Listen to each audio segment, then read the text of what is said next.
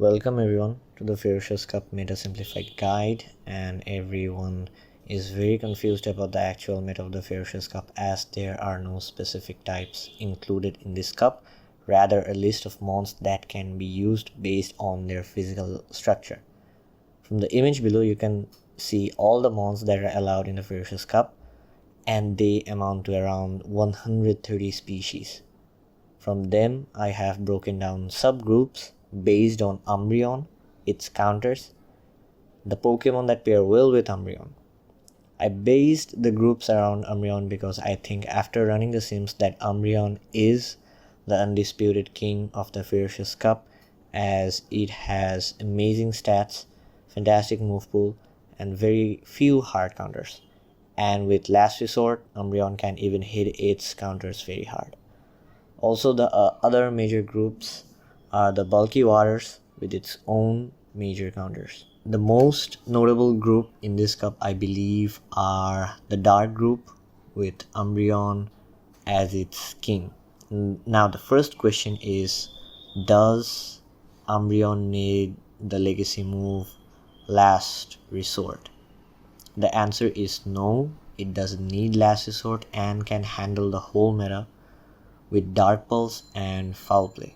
But for the sake of running sims, I am running all the sims based on Snarl, Foul Play, and Last Resort. But there's a but, Umbreon does need Last Resort to beat other darks, namely Alolan Raticate, I'll refer to it as Faticate, and Skuntank. Without Last Resort, it straight up loses to them. Now with Last Resort, Umbreon just beats Faticate with around 12 HP left, but without Last Resort, Umbreon actually loses to Faticate. Although it is very IV dependent and marginal, and also it loses to Skuntank.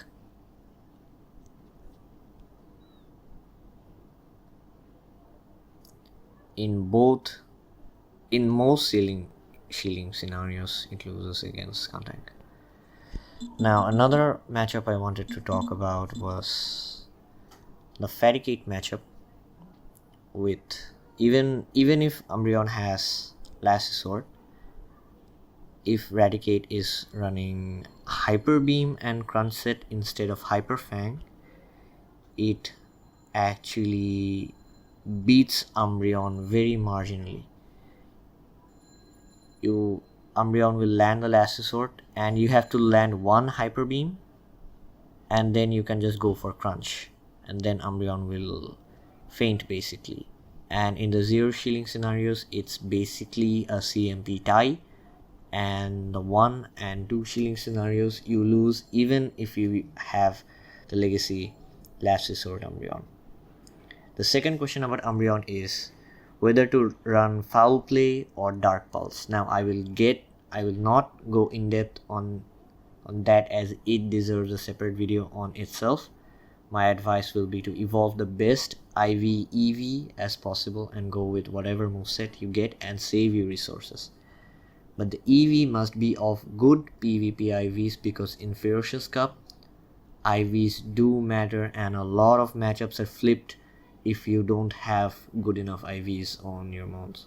Now Faticate can kind of be a replacement for Legacy Umbreon with Hyper Beam or Hyper Fang and Crunch, but in all honesty, Umbreon is actually better even without Last Resort, and Skuntank, even though can go toe to toe with Charm users, is kind of a frail mon and has its fair share of weaknesses. So I believe Umbreon is the best dark type in the metagame. Now with the advent of the dark types, their hard counters are mostly Charm users. They beat them straight up. And my personal recommendation from the Charm users group is Alolan Ninetales with Charm, Psyshock, and Ice Beam. I tried running Powder Snow set, but with Umbreon being such a big threat, I don't think running Powder Snow would be a good matchup, because if you see here, I am running Powder Snow, Dazzling Gleam, and Ice Beam. it is here in the Sims, Alolan Ninetales does win, but it is a really shield based matchup and really Ivy based too. You must need a good Alolan Ninetales on that, but you can run Powder Snow set. But if you want to beat Umbreon straight up, if you want to hard counter Umbreon, just run Charm, Psyshock and Ice Beam, and Alolan Ninetales will win with a considerable margin in all shielding scenarios. Here you can see Alolan Ninetales has 63 HP left and almost more than half a Psyshock charged. Same goes to Faticate in both Hyper Fang and Hyper Beam sets. Alolan Ninetales straight up dominates it and has 82 HP left and beats it in all shielding scenarios. But against Hyper Beam set, the zero shield matchup is actually a CMP tie. So whoever has CMP wins this matchup. So I just wanted to say that if shields are down, you can CMP tie with Alolan Ninetales. But if it is even one charm ahead, it's basically your loss. But with charm, Alolan Ninetales does lose to Skuntank with Poison Jab, Sludge Bomb and Crunch, as the Poison Jab damage keeps stacking up. So here Alolan Ninetales actually loses to Skuntank with Charm, as Charm is doing neutral damage because of the poison subtyping of Skuntank. And Skuntank wins really marginally, but if you have better IVs, let's see if it does have a bulk point or not. It doesn't have a bulk point, so you can run Skuntank in any ways possible, but I would suggest everyone to run a good IV Skuntank.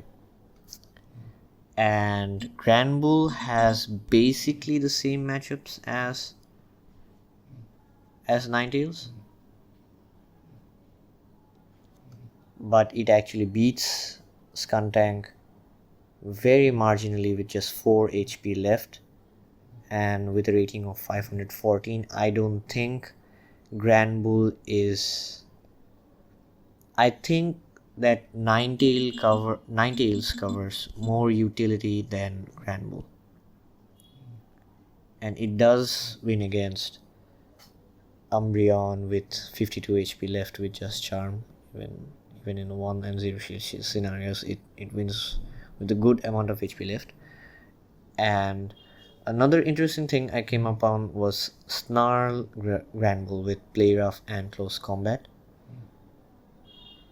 And with Snarl, Granbull actually loses to Umbreon in 0, 1 and 2 shielding scenarios. With Snarl, it becomes a shield based scenario, but with Charm, you just straight up win. Same goes to Eradicate.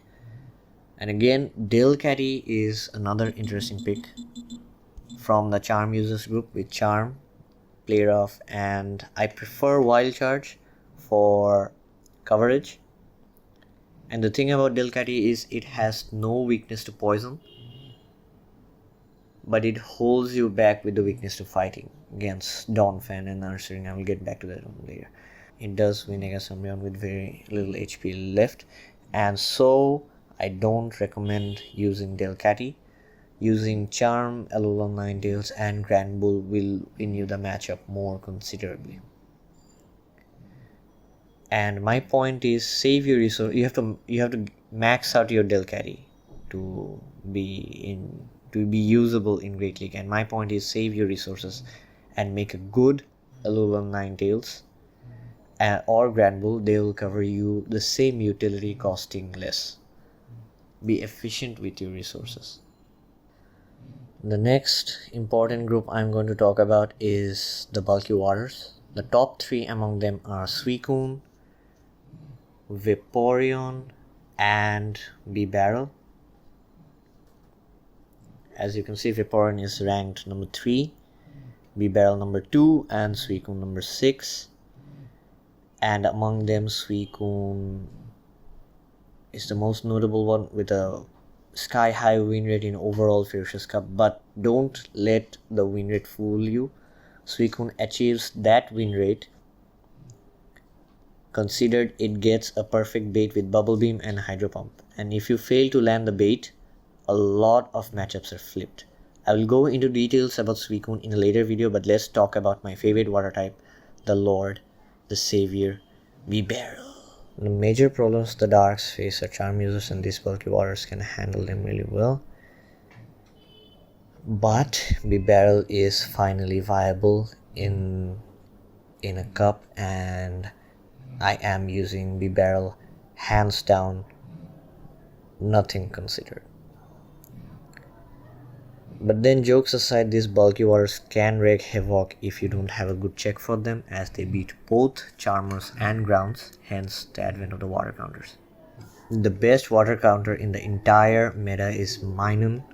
Extremely bulky and spammy, it can almost wow these water types.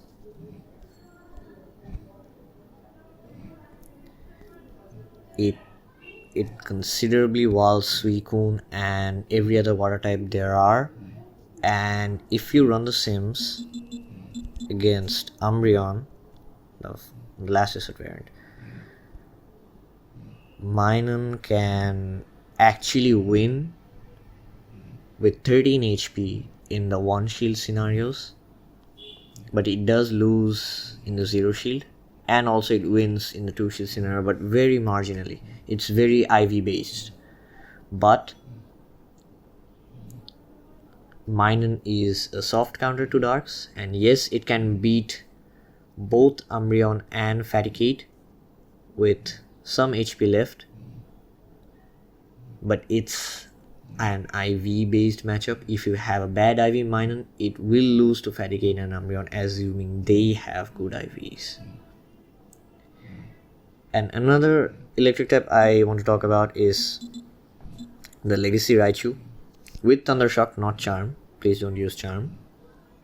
It doesn't beat the dark types except for Faticate, because those big breaks will do quad damage to Faticate, but it does beat the water types. So there's that. And I will not recommend using Raichu because Minun is just better, and Minun can soft counter both Umbreon and Faticate. And I will straight up not recommend using Alolan Raichu either, because Alolan Raichu is weak with its psychic subtyping. It is weak to dark types, so just don't consider using Alolan Raichu. Although you don't need a legacy for that. Although I am recently seeing a rise of Pachirisu users. It's almost as bulky as Minun and kind of spammy too, and it doesn't really have such a good moveset, and in all honesty, it can't be a Minun replacement because it doesn't really beat Umbreon. Minun does, and my advice will be to again save your resources. Don't put all your resources, your rare candies and dust in maxing out Pachirisu. Now, Grounds I believe are very underrated in this cup, but act as really good partners to both dark and water types. They wall electrics, and they can beat charm users in certain shielding scenarios. Starting off with Nidoking, you do not need a legacy Fury Card on Nidoking. Poison Jab Nidoking is just fine. The set I recommend is Poison Jab, Mega Horn and Earth Power.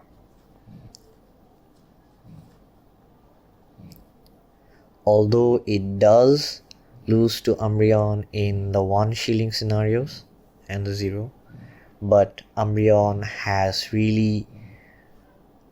it doesn't have any energy and very low HP left, so I don't really think it's a win for Umbreon, because you can just come with your next mon and farm out Umbreon for energy advantage.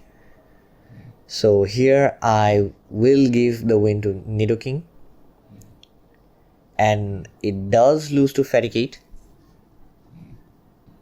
As it cannot handle those crunches, but it does win in the 0 shield scenario with Mega Horn one shot, and it can beat Ninetales, the charm Ninetales,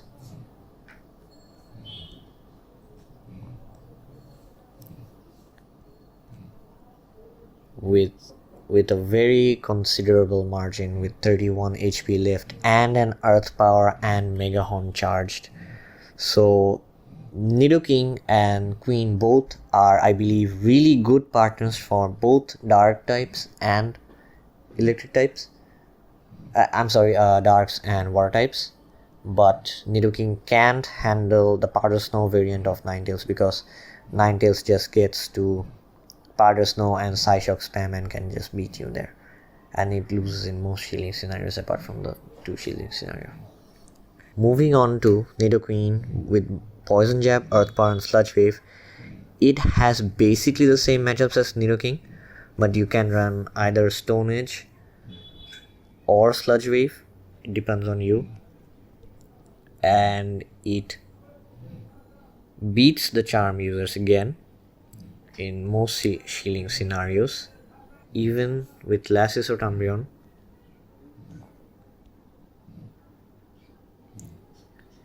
It does lose, but Umbreon here has 23 HP left, so I believe Nidoking is kind of a better pick than Nidoqueen against Umbreon. But against, in general meta, pairing up with dark types, I believe both are equally good. But if you guys interested in which Nido to pick, you can comment down below, and if I get enough responses, I may put up a video between the Nido family, which to pick, Nidoking or Queen. Now again, Donphan is another ground type interesting pick. It has counter, Play Rough and Earthquake. You will not use Donphan as a ground type, but use it as a counter user, and against Umbreon it does win in the 0 and 2 shielding scenarios, but it loses in the 1 shield scenarios. And the same matchup goes with Skuntank. With Skuntank, it wins the 0 and 2 shielding scenarios, but loses in the 1 shield. So I just wanted you guys to know about that. And it just straight up beats Faticate because of the quad counter damage. You win with 27 HP left and half a Play Rough charged. So Donphan, although I did put Donphan in the infographic, I don't really feel Donphan to be a really good pick in this cup. But I believe it's a really good off-meta pick. It's not a really good ground type to begin with, but it's a really good off-meta pick and can handle a lot of threats the dark types have, mainly Ursaring and Delcatty. Now, you guys may be asking, where is your boy Linoon, where is your boy Lickitung? And yes, they can beat water, but the matchups are closer. The matchups are closer than Minun or Pachirisu. They can beat, again I repeat, they can beat the water types, but the wins are really marginal and shielding based. So I don't recommend using Linoon or Lickitung, but if you prefer using Linoon over an electric type, are not walled by the Nidos, they can actually go toe to toe with the Nido family with Grass Knot. As you can see, Linoon actually wins against Nidoking with Grass Knot and wins with a considerable margin in the 1 shielding scenarios, although it does lose in the 0 and 0. It's a CMP tie in the 0 shield scenario, but it wins in both 1 and 2 shielding scenarios. And against Nidoqueen, the matchups are a bit flipped. Nidoqueen with its higher bulk can handle Linoon, but doesn't really lose to Nidoqueen. Like here, you can see that Nidoqueen has just 5 HP left, and in theory it's a win, but I don't consider this a win. Here, like, Nidoqueen has 16 HP left. You could just come with your dark type or another water type to farm out that last HP of Nidoqueen and get an energy advantage over your opponent. So it's really not a dominating win over Linoon. So Linoon can handle both water types and ground types. This is the one thing. But electrics, especially Minun and Pachirisu, can handle water types better, but they get walled by ground types. So this is something to keep in mind. Now I am going to mention some key Pokemons which I believe don't really fit into any of these groups but can do specific things really well. I'm not grouping them or anything, so you guys might call them off meta or specialist picks. And the first one I would like to talk about is Piloswine with Powder Snow, Avalanche, and Stone Edge. You can also run Bulldoze, but with this set, Piloswine beats the Charm users. With its ground subtyping, Piloswine can even wall those electric types, and against Umbreon, it loses really close. As you can see, Piloswine has already an Avalanche charged. One fast move early, or if you shield, if you can get one Powder Snow advantage over Umbreon, you can actually land that Avalanche on Umbreon and KO Umbreon. Or you could just let your Piloswine go and farm with another Mon. And against Charm users, Piloswine beats Ninetales in the 1 shield scenarios but loses in the 0 and 2 shield scenarios, and the wins are really close and IV based. But still, I wanted to say that Piloswine can handle the Nido family, the ground types, and the dark types to some extent, and wall the electric types. So here Piloswine has a niche. It beats Minun with 88 HP left and almost has an Avalanche and Stone Edge charge. Two more Powder Snows and you will get a Stone Edge charge or Bulldoze, whatever you decide to run. And it wins against electric types in all shielding scenarios. So it covers a very specific archetype in this Ferocious Cup, but I do believe that Piloswine can fit into certain groups and certain dark groups with good advantages. Next one I would like to talk about is Alolan Marowak with Fire Spin, Bone Club, and Shadow Ball. It can actually beat Minun in all 3 shielding scenarios, in the 0, 1, and 2 shielding scenarios. In the 2 shielding scenarios, it's really close, but in the 0 and 1 shielding scenarios, Alolan Marowak does beat it. Not really good, but it does beat with, and it has 27 HP left. So Alolan Marowak, look into Alolan Marowak. And another thing Alolan Marowak can handle are Charm users, because the Charm, Alolan Marowak resists Charm and could just Bone Club and Shadow Ball down any Charm users, be it Alolan Ninetales or Granbull. But with Snarl and Crunch, Granbull can win against Alolan Marowak, but still the Shadow Ball nuke is, even after Sinister, Shadow Ball is such a good move that even in neutral scenarios, Shadow Ball can win you games. And also Alolan Marowak can beat the poison types like the Nido family, although it does need to shield that Earth Power. And without Earth Power, you don't even need to land the Bone Club, you just shield the Earth Power, beat the Bone Club, and Shadow Ball one-shot that Nidoking with a considerable HP left, and you win in both 1 and 2 shielding scenarios. You lose the 0 shielding because you get one-shot by Earth Power. Against Nidoqueen, It's basically the same as Nidoking.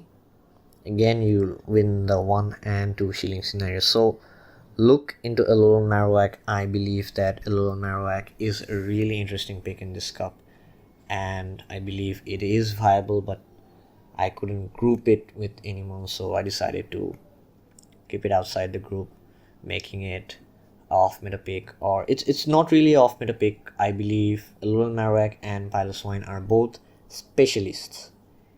It doesn't really beat a lot of groups, it doesn't really beat a certain group, but it does beat a lot of mons, and the mons it beats are sure wins. It doesn't soft counter the mons.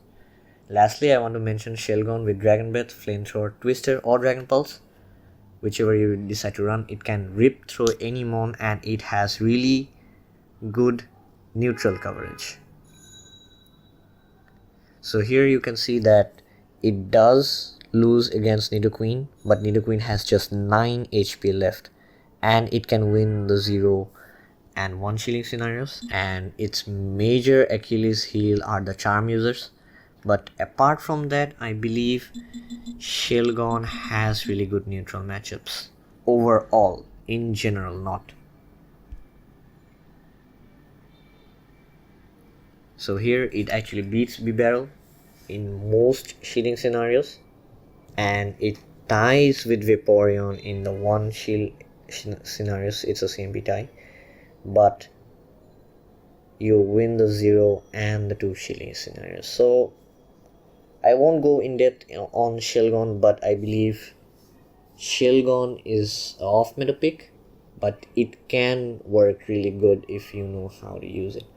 So wrapping up my guide, you can pick the top mons from each group I mentioned above and have a fairly balanced team.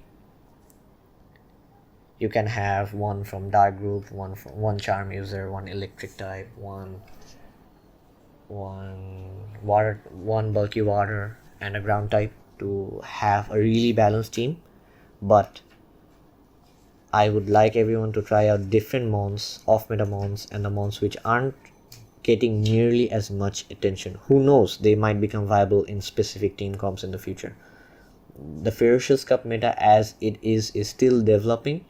This meta simplified guide was what I thought was going to be meta and my personal opinion on the grouping system. So my final advice is to pick one good mon from each of the group and the mon I recommended, but I would like everyone to try the off meta picks, the picks I didn't mention, and try out different mons that complement your team comp. You never know, that mon might actually be very compatible with your team and the meta. This was it. Hope my meta simplified guide helped you. This was Bhuvan Ahmed signing out.